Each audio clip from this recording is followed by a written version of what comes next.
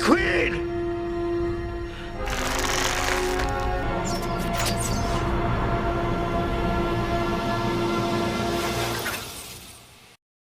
Yo, what is going on, everybody?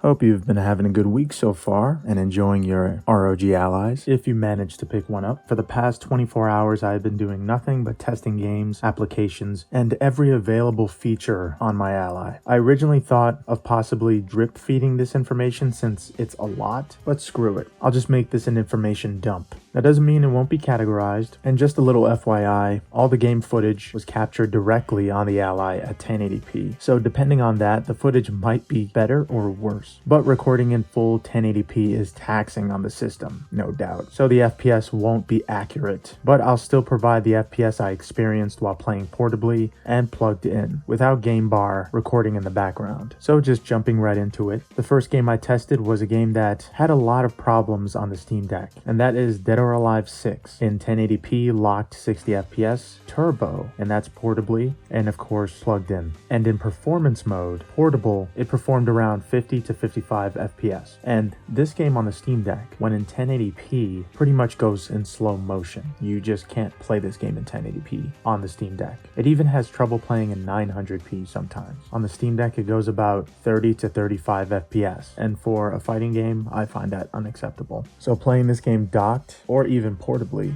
at 1080p is exceptional. The next game I tested out was Resident Evil 4. In performance mode, this game did about 30% better than the Steam Deck, and at 1080p, in most cases, the performance ranged from 40 to 70 FPS, depending on what location you're at. But for about 80% of the time, it plays stable and looks great at 1080p. Switching to 720p, the FPS varies from 50 FPS to 120, depending on the location. And that's in performance mode. But depending on if you're in performance or turbo, it will give you an extra 10 to 20 FPS boost. And the next game I tested, and the most important one, was Doom Eternal. I didn't think this game would play as well as it did, because in 1080p on the Steam Deck, it's pretty much a slideshow. But on the ROG Ally at 1080p, in turbo mode, you'll get a consistent 60 FPS. When you bring the resolution down to 720p, you'll get frames up to 100 FPS. I'm just absolutely impressed by this. In performance mode, it's still in the high 60s to a surprising 85 FPS at 720p.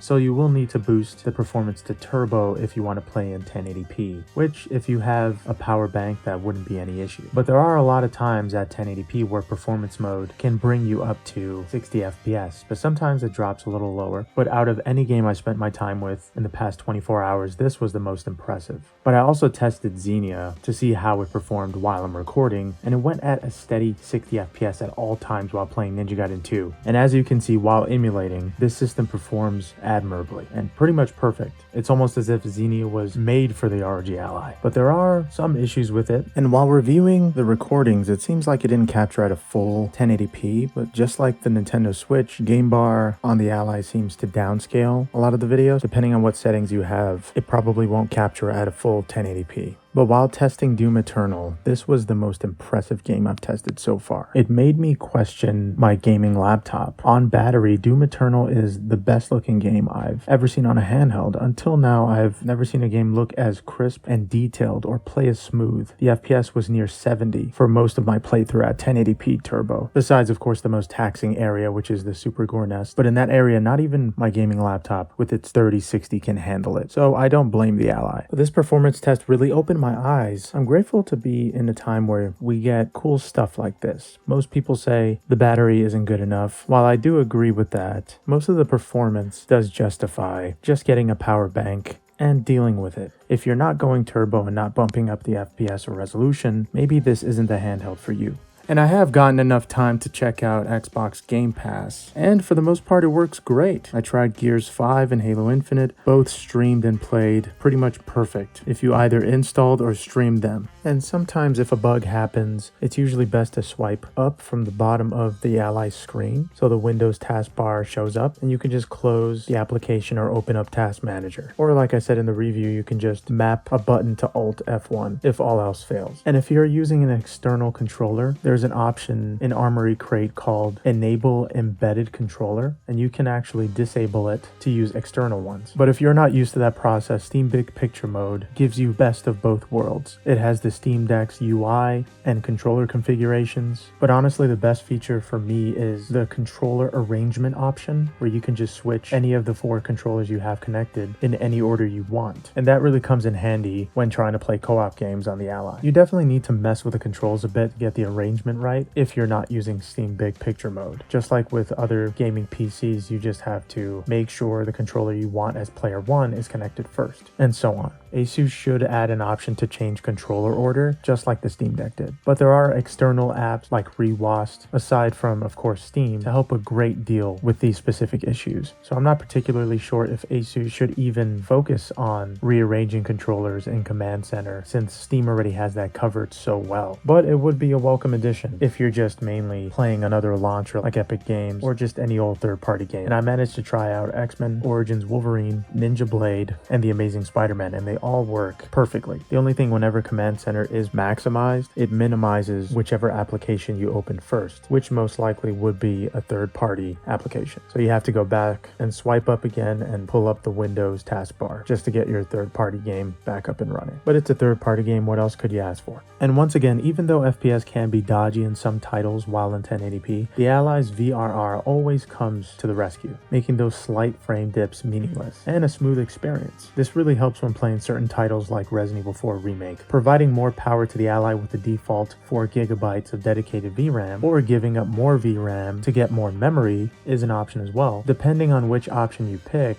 this can be increased in the Armory Crate up to 8GB, so for a total of almost 12GB of VRAM, which is insane. With that extra boost of power, I was able to get Resident Evil 4 Remake's graphics almost completely maxed out at 1080p, and it ran 30 to 40 FPS in taxing locations. But for the more busier locations like Chapter 5 in the village at night, I do recommend either setting the resolution to 720p or bringing those settings back down, because for some reason, no matter what computer I'm using, the FPS tanks in Chapter 5. And in case I didn't say it before, make sure you have the rendering method in Resident Evil 4 Remake set to interlaced and the motion blur set to off. That gets you the most performance and you can max out pretty much everything else. But that's only if you spare more dedicated RAM for the GPU. But if your FPS does tank in certain areas, again, the VRR will most likely smooth everything out. And after playing and testing everything for about 20 hours, there were 0 crashes and everything either worked as it did on the Steam Deck or a whole lot better with more intense graphic settings. And my opinions on this handheld have only gotten more positive. This is the best handheld I've ever used so far. Windows aside, when Asus stated this device had almost 9 teraflops, I liked the idea, but it didn't seem like a realistic measurement of power. But after my tireless testing and long nights, the performance of the Ally is somewhat close to the GTX 3060 in some instances. I don't know how they did it in such a small form factor. Certain emulators and games tested on the Ally outperform my laptop and put it to shame. It's crazy because the handheld is 1/4 the size of it and can perform almost as good. I think the Ally is revolutionary. I hope Asus decides to go full speed with the Ally with no stops and just continue supporting it as best as they can, because I will continue to support this handheld. After Asus optimizes it further, I probably won't need my Steam Deck, to be honest. But I'm still going to hold on to it, maybe to give it to a family member or something. After playing the ROG Ally for some time, I eventually went back to Steam Deck to check out some settings and to play one particular title. Compared to the Ally's 1080p high quality screen, the Steam Deck screen pales in comparison. I know that the Steam Deck screen's not even as good as the Nintendo Switch's screen. I'm talking about the base one. But I honestly felt like I was depriving myself of something after going back to the Steam Deck. Sure, it has better battery life, but honestly, that screen quality is just so bad, especially compared to something as high quality as the ROG Ally screen. It's definitely something that Valve needs to rework when looking at new features to add to Steam Deck 2. Because right now for me, even if I at some point give my Steam Deck away, I'll just feel bad about the screen quality. And just like some of my viewers stated, period. After the initial setup, it is hard to stop playing this thing. Not because it's portable, but because it's so powerful. I can actually mess with the settings, while with the Steam Deck, settings are sometimes removed altogether. And for the most part, I stay in medium. While with the extra power from the Ally, you can go all the way up to ultra, and you'll be just fine. With 20 plus hours of testing, there was only one Windows update, which took about 4 minutes, thanks to the SSD, so not that bad. But yes, this device will interrupt what you're doing on the desktop and not in-game to tell you that you have an update. So, like some viewers stated about the GPD Win 3, where it doesn't bother you with updates, this device does, because Asus computers seem to be a little closer to Windows than other devices. So Windows usually doesn't hold back with any feature they have in their pockets. So you would have to eventually disable some notifications here and there. And I personally just completely uninstalled Microsoft OneDrive because I really don't need it. And I'm tired of seeing those little X marks next to everything because I pass 100 gigs in like 5 seconds. Also, for the people that are having trouble putting their Ally to sleep, try pressing the power button on the Ally twice. That usually works for me. I think pressing it once doesn't work because the fingerprint scanner either wakes it back up or the sleep function is extended to 2 presses to prevent putting the system to sleep by mistake while applying your fingerprint. That's just my theory. So click it twice. But I absolutely love the direction the Ally is going with its customizable settings, themes, and overall style. I do hear there is a new BIOS update that decreases performance, and I'm hoping that's not Asus's idea of extending the battery life. So for everybody watching, don't update to BIOS version 3.19. Just try to avoid that update altogether, and your performance should be optimal, as it should be. I'll try to keep tabs on these BIOS updates to see if Asus fixes it, hopefully sooner than later. But overall,